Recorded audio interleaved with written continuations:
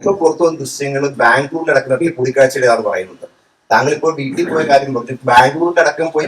വീട്ടിൽ പോയ കാര്യം മാത്രമല്ല, ഒരു കാര്യം കൂടെ പറയണം. വീട്ടിൽ പോയത് കൂടാതെ അദ്ദേഹത്തിന്റെ സഹോദരി താമസിക്കുന്ന വീട്ടിൽ പോയിട്ട്, അത് വെഞ്ഞാറമൂട്ടിലാണ്. ഞാൻ ഒറ്റയ്ക്കല്ല പോയത്.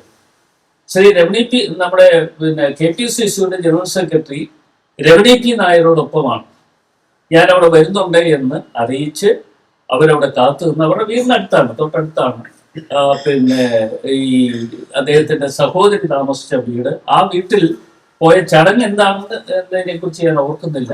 എങ്കിലും അവിടെ വരണമെന്ന് പറഞ്ഞപ്പോൾ ഞാൻ ഇവരോട് വിളിച്ച് ചോദിക്കുകയുണ്ടായി, ഇയാളുടെ അറിയുമോ എന്ന് ചോദിച്ചപ്പോൾ രമണി പി നായർ എന്നോട് പറഞ്ഞു, അദ്ദേഹം അണ്ടർ സെക്രട്ടറി, ഏതുമായി സെക്രട്ടേറിയറ്റിൽ നിന്ന് റിട്ടയർ ചെയ്തിട്ടുള്ള ഒരാളാണ് എന്ന് പറഞ്ഞനുസരിച്ച് ആ വീട്ടിൽ ഞാൻ പോയിരുന്നു എന്നുള്ള സത്യാവസ്ഥയാണ്. ഒന്നും മറച്ചു വെക്കേണ്ട കാര്യമില്ല.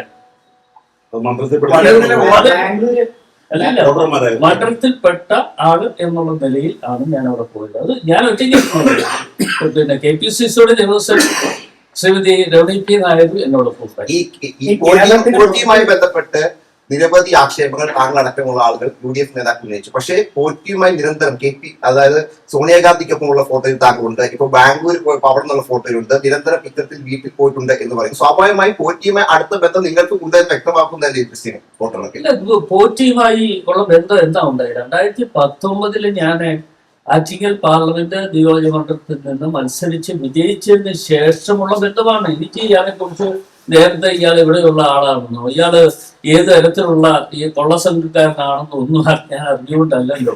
എന്നെ വിളിച്ച് എന്റെ വീട് ഇന്നടത്താണ് എന്ന് പറഞ്ഞ് ഞാൻ അവിടെ പോയിട്ടുണ്ട്, ഇല്ല എന്ന് പറയുന്നില്ല.